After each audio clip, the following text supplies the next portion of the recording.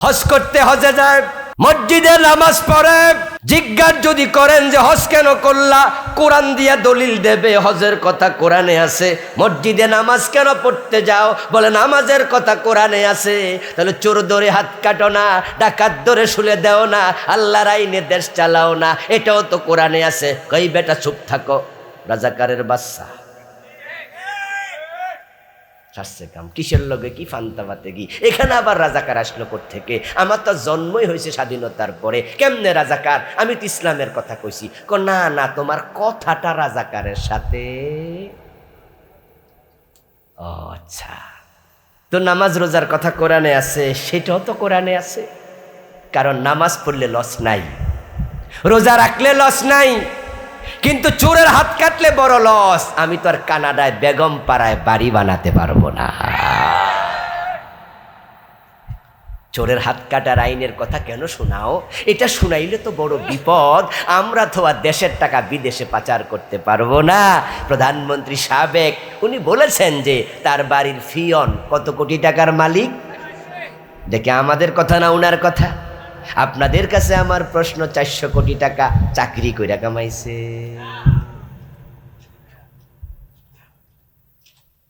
S Alam group ইসলামী ব্যাংকের 18টি শাখা থেকে বিদেশে টাকা পাচার করেছে 80,000 কোটি। আহারে, কত রিক্সাওয়ালার অ্যাকাউন্ট আছে ইসলামী ব্যাংকে, আছে না? মাইয়া বিয়া দিব, ভিক্ষুক ভিক্ষা কইরা মাসে 1000 টাকা জমায় ব্যাংকে। মাইয়াটা বড় হইলে বিয়া দিমু, ভিক্ষা করি, টাকা পয়সা তো নাই।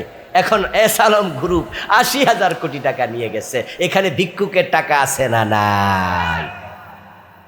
কাদের আশকারা পাইছে? 80,000 কোটি টাকা কারা নেয়ার সুযোগ দিছে? খোঁজ নেও, খোঁজ নেও। ওই যিনি বলছে আমার বাড়ির পিয়ন 400 কোটি টাকার মালিক। আমরা প্রশ্ন করতে চাই, পিয়ন যদি 400 কোটি টাকার মালিক হয়, বাড়িওয়ালা কত কোটি টাকা চুরি করছে? হাত কাটার কথা শুনলে চমকে উঠবে না? এজন্য তো আমাদের গালি দেয় আলবদর, আমরা মৌলবাদী, আমরা নাকি জঙ্গি। কোরআনের কথা বললাম। মুনাফিকদের কারণে ইসলাম এস্টাবলিশ হতে পারে না। বাংলাদেশে মুসলমান 92%, এর মানে কাফের মাত্র 8%। হিন্দু বৌদ্ধ খ্রিস্টান সবাই মিলে 108 জন, আর আমরা কালেমাওয়ালা 92 জন। এই দেশে যে 54 বছর চোর ধরে হাত কাটে না, ডাকাত ধরে শুলে দেয় না, আল্লাহর আইনে দেশ চলে না। এজন্য হিন্দুর দোষ দিতে পারবেন না, কারণ তারা সবাই মিলে 92 জন মুসলমান। দেশে কোরআনের আইন নাই, এতে বোঝা যায় ওই কালেমাওয়ালা গুলাই কোরআনের আইন চায় না। তারা চাইলে কত আগেই তো কোরআনের আইন আসত। এখানে আপনারাও তো আছেন অনেকে আমার সামনে। আপনাকে যদি আমি নামাজের কথা বলি, আপনি আমার সাথে একমত হয়ে যাবেন যে হুজুর নামাজ তো ওটা লাগবেই। বেনামাজিও হাত তোলে, কয় যে হুজুরেরও ওয়াজ ঠিক, আমি নামাজ পড়ি না, এটা আমার দোষ। কিন্তু নামাজের ওয়াজ করে কোনো হুজুর গালি খাইছে বাংলাদেশে পাবেন না। কিন্তু একামতে দ্বীনের কথা বললে, ইসলামকে এস্টাবলিশ করার কথা বললে, দ্বীন বিজয় করো, আল্লাহর কোরআন দিয়ে দেশ চালাও, আপনারা অনেকে দ্বিমত করবেন যে হুজুর এত ঝামেলা ডাকেন না। নামাজে রাজি, দ্বীন কায়েমে রাজি, আপনি মুনাফিক। বলেছেন কে? একবারে আসমানের মালিক। إذا قيل لهم تعالوا إلى ما أنزل الله وإلى الرسول رأيت المنافقين يسدون عنك سدودا। আল্লাহ বলো, প্রিয় নবীজি, যখনই আপনি তাদেরকে বলবেন আসো কোরআনের কাছে, আসো হাদিসের কাছে, লিয়াহকুমা বাইনাহুম, কোরআন দিয়ে তাদের মাঝে বিচার হবে, ফয়সালা হবে। কোরআন তো শুধু তেলাওয়াতের কিতাব না, কোরআন তো আইনের কিতাব, কোরআন আমলের কিতাব। কেমনে বিচার করতে হয় আল্লাহর কোরআনে তা আছে না নাই? আসো কোরআন দিয়ে বিচার করি। রাআইতাল মুনাফিকিন ইয়াসুদ্দুনা আনকা সুদুদা। ও নবী, আপনি তখনই দেখবেন মুনাফিকগুলো আস্তে কইরা এড়ায়া যায়, ওরা বলে এত ঝামেলায় আমি নাই। এই দেশে শুধু নামাজিগুলো যদি কোরআনের পক্ষে আসতো, আরে বেনামাজি দরকারই হইব না আমরা ইনশাআল্লাহ। ক্ষমতা যাইতে কি এত লোক লাগে নাকি? আপনারা শুধু আইসা যান, আপনারা যারা নামাজি, আপনারা যারা ইসলামের পক্ষে, আপনারা বলেন না দেশটা 54 বছর কেন ডক্টর কামালের লেখা সংবিধান দিয়ে চলবে? কোরআন থাকতে কি সংবিধান দরকার আছে? আমার রাসূল মদিনা তো আল্লাহর কোরআন দিয়ে 10 বছর চালাইছে। হযরত ওমর চালাইছে অর্ধ পৃথিবী। অর্ধ পৃথিবী করেছো শাসন ধুলার তখ্তে বসে, খেজুর পাতার প্রাসাদ তোমার বারে বারে গেছে খসে। হযরত ওমরের ইসলামী রাষ্ট্রের সীমানা ছিল 50 লক্ষ বর্গ মাইল। বাংলাদেশ মাত্র 56,000 বর্গ মাইল। 50 লক্ষ। ইটালির রাজধানী রোম, তৎকালীন রোম সাম্রাজ্য ওমরের সময় বিজয়ী হয়েছে। কোথায় সৌদি আরব, কোথায় রোম? ইটালি। তৎকালীন পারস্য হযরত ওমরের সময় বিজয় হয়েছে আজকের যে ইরান। অর্ধ পৃথিবী। হযরত ওমরের ইসলামী রাষ্ট্রের সীমানা ছিল প্রায় 100টা বাংলাদেশের সমান, প্রায় 100টা। এবার আপনাদের কাছে একটা প্রশ্ন করব, তো বুঝলে একটু জবাবটা দিয়েন জোরে সরে। কোরআন যদি অর্ধ পৃথিবী চালাতে পারে, ছোট্ট বাংলাদেশ চালানোর ক্ষমতা কোরআনের আছে না নাই? তো কোরআন দিয়ে কেন চলবে না? আমরা না 92% মুসলিম? কেন চলবে না? বিএনপিও মুসলিম, আওয়ামী লীগও মুসলিম, জাতীয় পার্টিও মুসলিম, নেজাম ইসলাম, জামাত ইসলাম, হেফাজত ইসলাম, সবাই তো মুসলিম। তো কোরআন কেন চলবে না? আপনি মুনাফিক হবেন যদি কোরআনের আইনের পক্ষে না থাকেন। আপনি মুখে বলছেন কি লা ইলাহা, আর অন্তরে যায় আল্লাহ ইলাহার পক্ষে নাই। লা ইলাহা, কোনো আইনদাতা নাই, বিধানদাতা নাই, আদেশদাতা নাই, নিষেধকারী নাই, জীবনের মালিক নাই, মৃত্যুর মালিক নাই, ইলাহ নাই, ইল্লাল্লাহ শুধু আছে একজন, তিনি কে? তাহলে আল্লাহর আইন মানো না কেন? তুমি মুখে বললা মানো না কেন? মুনাফিক হয়ে যাবেন। দোস্ত, এবার কিন্তু একটা সুযোগ আসছে। 5 তারিখের পরে আমরা নতুন সূর্য দেখার স্বপ্ন দেখছি। কারণ এবার কোরআনের পক্ষে, ইসলামের পক্ষে একটা জজবা উঠছে। অলরেডি ইসলামী দলগুলো কাছাকাছি আসতে শুরু করেছে, দেখেন না? ইনশাআল্লাহ আমরা আশাবাদী। এবার যদি আলেমরা এক হয়ে যায়, হতে পারে কোরআন এবারই সংসদ ভবনে যাবে। আলেমরা এক হলে জালেমরা পালাবে ইনশাআল্লাহ। আর আপনি কোন দলে যাবেন আপনি সিদ্ধান্ত নেন, মুনাফিক হবেন না মুমিন হবেন। আরে ভাই, আমরা তো বলিনি যে ক্ষমতা আমাকে দিতে হবে, ক্ষমতা অমুক দলকে দাও, আমি তো বলি না। আমি দলের ওয়াজ করি না, আমি তো কোরআনের ওয়াজ করি। যদি বিএনপি কোরআন দিয়ে চালায় আমরা সব বিএনপি হয়ে যাব, আওয়ামী লীগ চালালে আমরা আওয়ামী লীগ হয়ে যাব। কোরআন দিয়ে চালাতে হবে, সোজা কথা। যার সাথে কোরআন নাই তার সাথে মুসলমান থাকবে না, থাকলে সে মুনাফিক।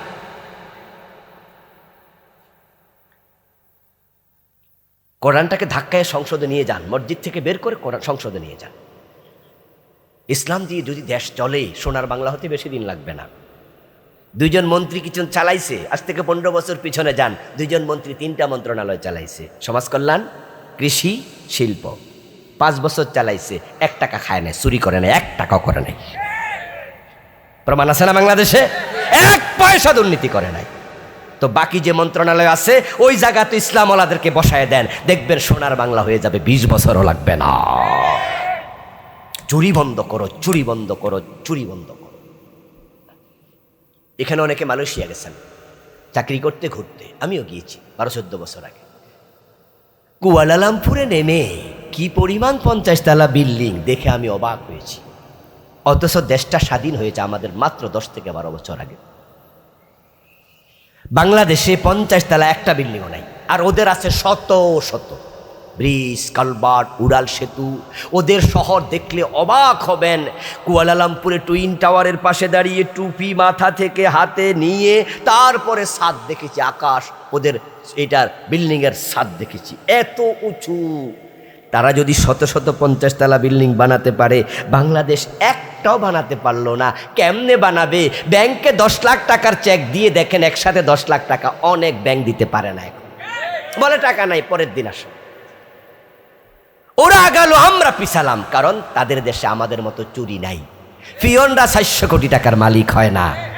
আশ্চর্য হই, আমার দেশের কৃষক দিনমজুর সন্তানকে ঋণ করে কষ্ট করে বিদেশ পাঠায়, ও আমার দেশের লোকগুলো মরুভূমিতে গিয়ে সৌদি আরবে কাজ করে, কত কষ্ট করে রাস্তায় কাজ করে, করে করে বিদেশের টাকা দেশে পাঠায়, আর আমাদের নেতারা দেশের টাকা বিদেশ পাচার করে। তো মূর্খ লোকে না বালা, আমাদের মূর্খ কষ্ট করে বিদেশ থেকে টাকা দেশে পাঠায়, আর আমাদের নেতারা শিক্ষিত দেশের টাকা চুরি করে যদি দেশে কাজে লাগাইতো আমাদের ফলাফান কাম করে খাইতে পারত, ও বিদেশ পাঠাই। আজীব। মাত্র 10 থেকে 12 বছর আগে স্বাধীন হইয়া মালয়েশিয়া আগাতে পারলে বাংলাদেশ কেন পারবে না? কোন কারণে পারেনি খুঁজে বের করতে হবে আমাদের। মালয়েশিয়ার আবহাওয়া বাংলাদেশের মতো, ও দেশে খনিজ সম্পদ আমাদের মতো, ওদেরও খনিজ সম্পদ নাই, অল্প অল্প, আমাদেরও সামান্য সামান্য।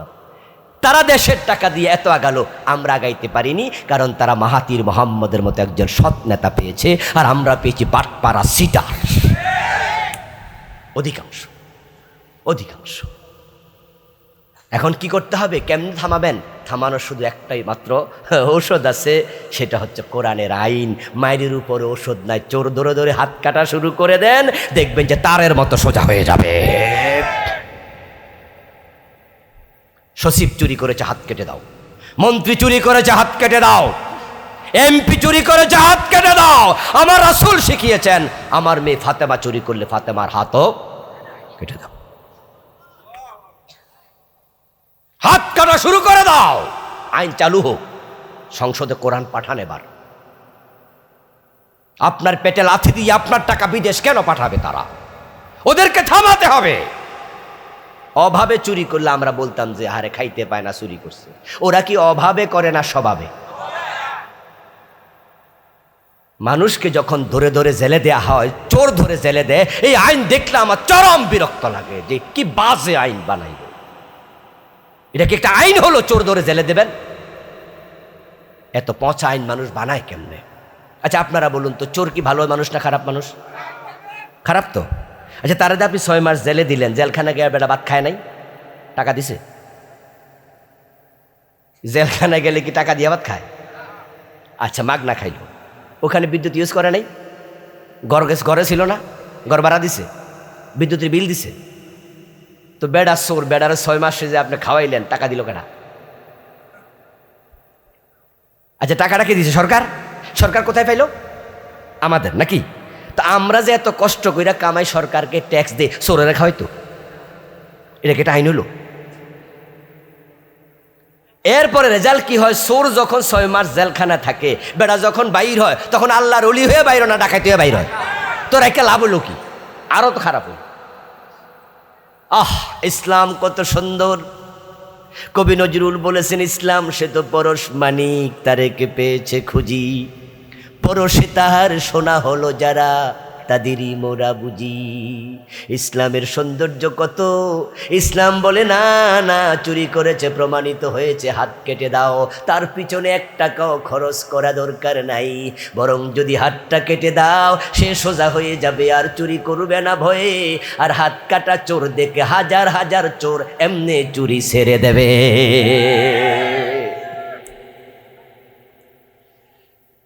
যে এমপি চুরি কইরা ধরা খাইয়া হাত কাটা পড়ছে, এই এমপি পরের নির্বাচনে আর দাঁড়াইব নি?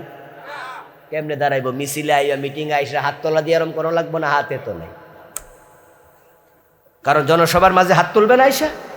আপনাদের এখানে আইসা হাত লাড়ার কথা কয় না? তো চুরি করলে হাতে তো নাই, লাড়বো কি? একটারে দেখে 100 সোজা হয়ে যাবে। কি চমৎকার ইসলাম! আসরের নামাজ পড়ে মসজিদ থেকে বের হলেন, আপনি নামাজি, আপনি হাজি, আপনি ভালো মানুষ, আপনি আসলেও ভালো, সুদ খান না, ঘুষ খান না, অন্যায় করেন না, হারামে নাই, আপনি সব জায়গায় 1 নাম্বার মানুষ, চরিত্রের দিক থেকেও ভালো, আমলের দিক থেকেও ভালো। যাচ্ছেন মসজিদ থেকে বাড়ি, রাস্তার পাশে একটা মেয়ে দাঁড়ায়া দাঁড়ায়া কাঁদে, আপনি চিনেন? কি গো মারিয়াম, কাঁদো কেন? এলাকার মেয়ে, পরিচিত স্বাস্থ্য ভাইয়ের মেয়ে, পরিচিত একজনের মেয়ে। মারিয়াম জবাব দে, চাচা কানবো না কেন? আমার বাপ মরছে তো 5-6 বছর, মা মরছে 4-5 বছর, আপনি তো জানেন। অথচ আমার ভাই আমার পাওনা জমিটা, আমার জামাই পাঠাইছে বাপের বাড়ি, যাও ছেলে বিদেশ পাঠাবো, কিছু জায়গা জমিন বেচা টাকা পয়সা নিয়ে আসো। আইছিলাম আজকে দুপুরে, বাইরে শুনাইছি ভাই ধমকাইয়া বাইর কইরা দিছে, বাইর হ, এ ঘরে তোর জায়গা নাই, জমি দিমু না। এখন ভাই দিছে ধাক্কায়া বের করে, যদি আবার জামাই রে যাইয়া কই দিবে না, জামাই দিব আরেক ধাক্কা, আমি কই যাই?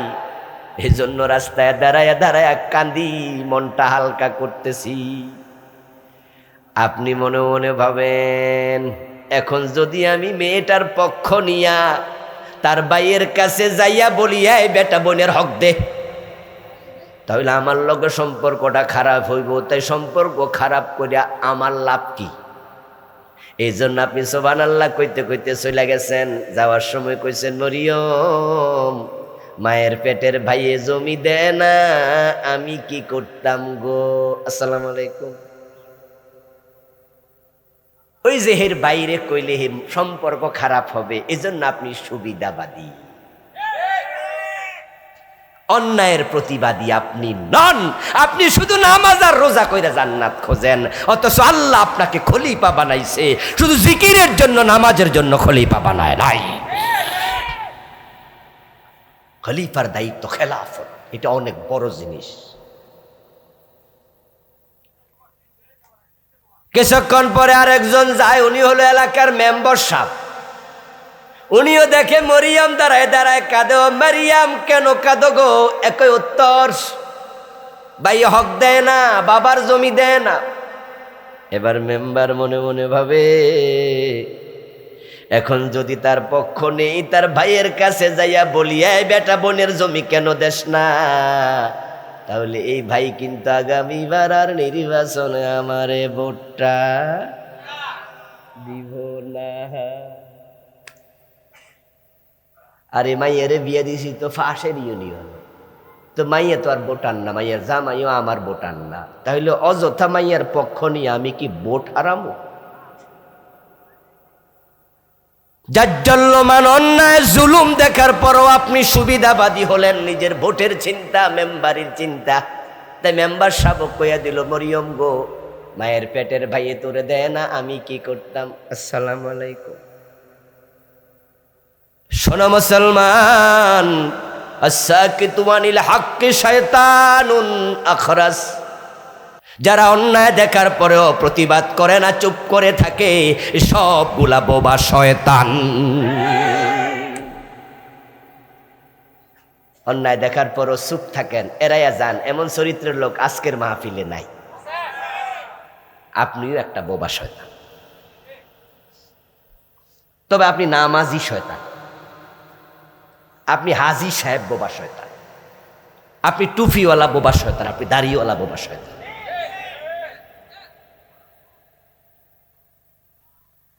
এবার বলুন তো, যারাই শুনেছে তারাই যদি বলতো এটা কেমন কথা? এই মারিয়াম কাদা লাগবে না, চোখ মোছ, চল আমার সাথে। ওই প্রথম যুবকটা মারিয়াম নামক মেয়েটাকে সাথে নিয়ে বলে, মেম্বারের বাড়িতে চল, তোর ভাইয়ের কাছে আমি একা যামু না, মেম্বার রে লইয়া যামু। এই মেম্বার সাহেব চলেন তো। মেম্বার বলল, কি খবর, কেন? কাহিনী শুনাইল। মেম্বারও বলল, ঠিক কথা তো, বাপের সম্পত্তিতে ভাইয়ের যেমন হক আছে, বোনের আছে না নাই? তাহলে তার ভাই তার হক কেন দেবে না? তুমিও চলো, আমিও যাই, আপনিও আসেন, আপনিও আসেন। এবার 10 জন মিলে যদি যেত, তাহলে বোন ঠকতো না, ভাই তার হক দিতে বাধ্য হতো। এটা হলো খলিফার কাজ।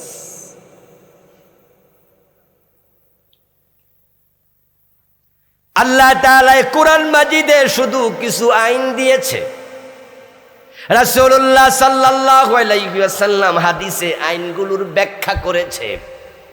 এখন আইনগুলো সমাজে আল্লাহ কায়েম করে না, এটা আল্লাহর নিয়ম না, কায়েম করার জন্যই খলিফা বানাইছে। আল্লাহ আইন দিয়েছে আস-সারিকু ওয়াস-সারিকাতু ফাকতাউ আইদিয়াহুমা জাযাআম বিমা কাসাবা নাকালাম মিনাল্লাহ।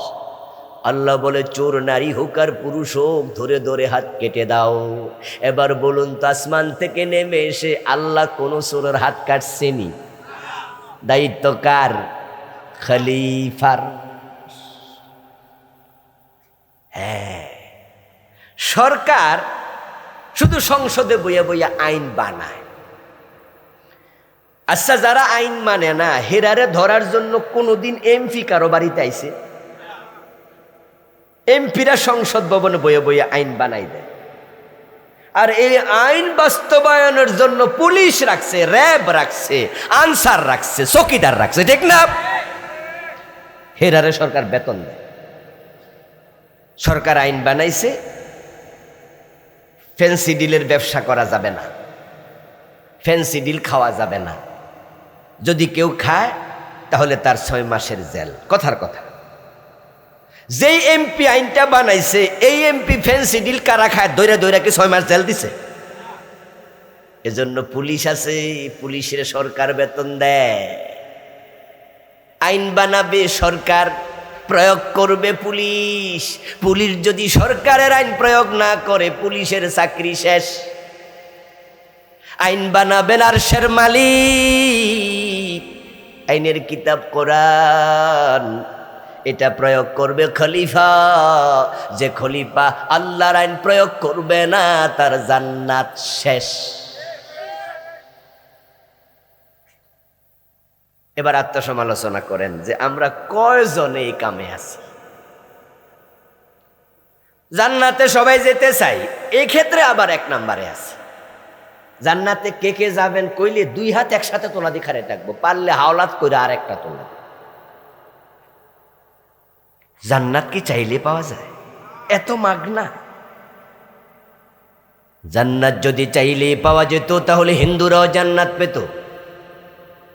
কালীগঞ্জ বাজারে যান, যাইয়া দেখবেন কত হিন্দুর দোকানের মাঝে বাবার ছবি টানানো, বাবা গেছে মরে, এবং মরা মানুষের ছবি টানাইয়া বুকের মাঝে নিচে লিখে দিয়েছে স্বর্গীয় সত্যেন্দ্র নারায়ণ দাস, স্বর্গীয় শ্যামল দত্ত বাবু, স্বর্গীয় দুলাল চন্দ্র ভৌমিক। আসেনি? দেখছেন নি কোনোদিন? ওমা কথা কয় না কেন দোস্তরা? দেখছেন? স্বর্গীয় শব্দের অর্থ কি? হ্যাঁ, স্বর্গে অলরেডি গেছে গা। স্বর্গ আর জান্নাত কি 2 জিনিস না 1 জিনিস? 1 জিনিস। কি শখ রে বাবা, অলরেডি বাপ ফেরে স্বর্গে ফাটাইয়া দিয়া নিশ্চিন্তে দোকানদারি করতেছে, টেনশনই নাই। আর আমরা যারা এখানে বসে আছি, আমরা চান্স পাইলে রাব্বির হামহুমা কামা রাব্বায়ানি সাগীরা, আল্লাহ আমার বাবারে জান্নাত দাও, আল্লাহ আমার মারে জান্নাত দাও, আমনে কোন আমিন আমিন আমিন, মানে কি আগ্রহ। আর হে কয় জান্নাত চাওয়া লাগবে কেন, অলরেডি ফাটাইয়া দিছি। স্বর্গ আর বেহেশত 2 জিনিস নয়, একই জিনিস। চোখ এবং নয়ন 1 জিনিস না 2 জিনিস? হ্যাঁ। আরবিতে বলে জান্নাত, বাংলায় বলে বাগান, ফার্সিতে বলে বেহেশত, ইংরেজিতে বলে হেভেন, সংস্কৃতি শব্দ হলো স্বর্গ। আবু বকর জান্নাতি, হযরত ওমর বেহেশতি। জিনিস কি 2টা না 1টা? কেউ বলে লাউ, কেউ বলে কদু, কেউ বলে বউ, কেউ বলে বধূ, কেউ বলে আনন্দ, কেউ বলে ফুর্তি। তারা বলেছে ভাস্কর্য, আমরা বলেছি এটাই হলো মূর্তি। মনে আসেনি? এ কথা কইয়া কত হুজুর জেল খাটছে। আমাদের মামুনুল হক বাইরে জেলে নিল কেন? ইস্যু কিন্তু এটা। তারপরে আরেকটা ইস্যু হয়েছে মোদির বাংলাদেশের আগমন।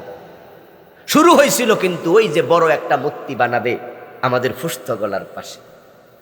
এত বড় মূর্তি নাকি বাংলাদেশে আর নাই। বিশাল মূর্তি, কোটি কোটি টাকা খরচ করে পিতল দিয়ে বানায় আনবে, এটা এখানে বসাবে রাস্তার মোড়ে। আমাদের মামুনুল হক ভাই তখন বলছিলেন যে এটা বুড়িগঙ্গায় ফেলে দেয়া হবে। এই তো আগুন লাগলো। কি আমাদের বাপের মূর্তি বুড়িগঙ্গায় ফেলবা? তুমি কোন হনুরে? ধরো মারো ছোড়ো, প্ল্যান পরিকল্পনা তৈরি। এক পর্যায়ে ওনাকে অ্যারেস্ট করেছে, নিজের বউ দিয়া ধর্ষণের মামলা দিয়েছে। আচ্ছা, বউ কি মামলা দিতে পারে? বউরে আবার মানুষের দর্শন করা লাগে, তো বিয়া করছে কেন? জুলুমটা কোন পর্যায়ে গেছে আমরা নাকি বুঝি না?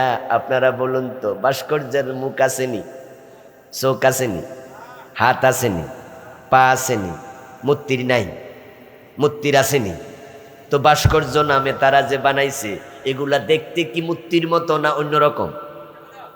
তো পার্থক্যটা কি? সুদ খায় না, মুনাফা খায়। কিছু মুরব্বী আছে সুদ খায়, জিগাইলে খেপা যায়, কারণ আমি সুদ খাই না, আমি মুনাফা খাই। আবার দরকার হলে নাম চেঞ্জ করে ইন্টারেস্ট খায়, চেঞ্জ করেছে নাম। অন্ধকে হাইকোর্ট দেখিয়েছ, 4,000 কোটি টাকা শুধু মূর্তি বানায়া বাংলাদেশে তারা খরচ করেছে। এত মূর্তি বাংলাদেশে আগে ছিল না। তোমাদের বাবাকে আমরা সম্মান করি, বঙ্গবন্ধুকে আমরা সম্মান করি না, কিন্তু জোর করে সম্মান আদায় করা যায় না। দেশের টাকা খরচ করে রাস্তায় রাস্তায় মূর্তি বানিয়েছ। অগাস্ট বিপ্লবের পরে বেজ্জুতি কারে বলে দেখে ছেড়েছে, তারা দেখিয়ে ছেড়েছে, তোমরা দেখে নিয়েছ। এই মূর্তিগুলার গলার মাঝে রশি লাগায় টান্না টান্না মাটির ফেলছে, দেখেন না আপনারা? চাচা কয় কি, ভেকু দিয়া ভাঙছে। আমরা দেখেছি এমন মূর্তি যার মাথার উপরে উঠে প্রস্রাব করে দিয়েছে। আপনারা দেখেন নাই? দেখেন নাই আপনারা? এই বেজ্জতি তো হতো না তোমরা বাড়াবাড়ি যদি না করতা। বাড়াবাড়ি ভালো নয়। সম্মান কখনো জোর করে আদায় করা যায় না। জিয়াউর রহমানের নামে এয়ারপোর্ট আছে, এয়ারপোর্টের নাম ছিল জিয়া আন্তর্জাতিক বিমানবন্দর। তোমার কি এটাও সহ্য হবে না? স্বাধীনতার যুদ্ধে কি শহীদ প্রেসিডেন্ট জিয়াউর রহমানের কোনো ভূমিকা ছিল না? উনি কি স্বাধীনতার ঘোষণা দেন নাই? উনি কি বলেন আমি আমি মেজর জিয়া বলছি, এ কথা বলেন নাই? অস্বীকার করতে পারবেন? হ্যাঁ, কথা হতে পারে উনি বঙ্গবন্ধু থেকে শুনেছেন তারপরে বলেছেন, অথবা বঙ্গবন্ধু নাকি অর্ডার করছে উনি বলেছেন, কিন্তু আমরা বলি না। বঙ্গবন্ধু তো তখন জেলখানায় ছিল, জেলখানা ছিল না? পাকিস্তানে ওনাকে ধরে নিয়ে গেছে, তো জেলে থেকে উনি কেমনে কইছে জিয়ারে যে তুমি ঘোষণা দাও? আসলে না, শহীদ প্রেসিডেন্ট জিয়াউর রহমান দেশের প্রতি উনারও প্রেম আছে। উনি সাহস করে বলেছেন যে না, আমি মেজর জিয়া বলছি, কালুরঘাট বেতার কেন্দ্র থেকে স্বাধীনতার ঘোষণা আমি দিচ্ছি। এটাকে হালকাভাবে নেবেন না, হিংসা করবেন না। উনার নামটা পর্যন্ত সহ্য হয় নাই, আন্তর্জাতিক বিমানবন্দর থেকে জিয়াউর রহমানের নাম বাদ, এটার নাম দিছে শাহজালাল বিমানবন্দর। কেন রে ভাই? শাহজালালের নাম এখানে না দিয়ে আরেক জায়গা দেওয়া যাইতো না? উনারটা বাদ দিতে হবে কেন? অন্যের নামটা পর্যন্ত তোমাদের সহ্য হয় নাই। এই একটা নাম চেঞ্জ করার পিছনে দেশের কত 100 কোটি টাকা খরচ হয়েছে আপনি কি জানেন? যে যত কাগজ আছে, সিল আছে, ফেড আছে, সব চেঞ্জ করা লাগছে, ঠিক না? বাংলাদেশের সাথে যোগাযোগ আছে পৃথিবীর যত দেশের, সব দেশের জায়গাতে এই নাম চেঞ্জ চেঞ্জ চেঞ্জ চেঞ্জ। সিল মোহর কত কোটি টাকা খরচ হয়েছে। জাতির কি লাভ হয়েছে? এ নাম পরিবর্তন জাতির কি লাভ হয়েছে? হিংসা ছাড়া আর কিচ্ছু না। ও বেটার নামটাও তোমাদের সহ্য হবে না, আর নিজের বাবার মূর্তি বানাইবা, বাংলাদেশের টাকা খরচ করে হাজার হাজার মূর্তি বানাইবা। এই বাড়াবাড়ি আল্লাহ সহ্য করে নাই, এমন বেজ্জতি করছে যেটা পৃথিবীর ইতিহাসে আর হয় না। ওই বেটা হয়তো কবরে থাইকা বদদোয়া দিতেছে, তোরারে দিতেছে, তোদেরকে বদদোয়া দিচ্ছে যে তোরা এমন কাম কেন করো যে কাম করলে আমার মাথায় উঠে মানুষ প্রস্রাব করে। আমার বন্ধু বলছিলাম, আপনি স্বার্থপর, আপনি বোবা শয়তান, যদি অন্যায় দেখার পরও আপনি চুপ করে থাকেন।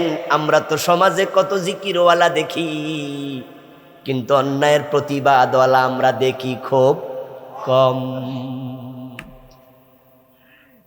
কুনতুম খায়রা উম্মাতিন উখরিজাত লিন-নাস তা'মুরুনা বিল মা'রুফি ওয়া তানহাউনা আনিল মুনকার। তোমরা সৃষ্টির মাঝে সেরা, তোমাদেরকে বানানো হয়েছে শ্রেষ্ঠ করে, শ্রেষ্ঠ উম্মত করে। দায়িত্ব হলো তোমরা সৎ কাজের আদেশ করো, অন্যায় দেখলে প্রতিরোধ করো। যেই সমস্ত লোকেরা অন্যায় দেখলে প্রতিরোধ করে তারাই হলো খলিফা। এখন আল্লাহর খলিফারা আল্লাহর জিকিরও করে, কারণ যারা জিকির করবে, তাসবিহ পড়বে, তাদের সম্মান বাড়ায়া দেবেন কে?